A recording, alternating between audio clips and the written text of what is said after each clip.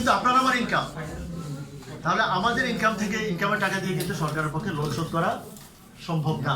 যেটা দিয়ে সরকার লোন শোধ করে, আপনার একজন চাকরিজীবীর মতো আপনি যদি গাড়ি কেনেন, ফ্রিজ কেনেন, বাড়ি কেনেন, আপনি আপনার বেতনের টাকা থেকে শোধ করেন।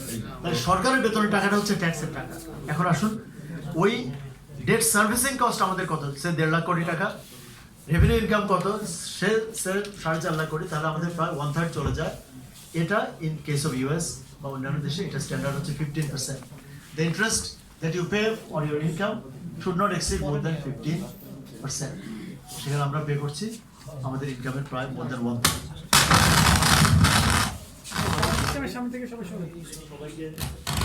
সবাইকে ধন্যবাদ জানিয়ে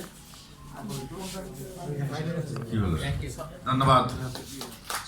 সময় পাইলে অত্যন্ত এটা প্রয়োজনীয় এবং দেশের অর্থনীতির একটা অবস্থা উল্লেখপূর্বক তিনি আমাদের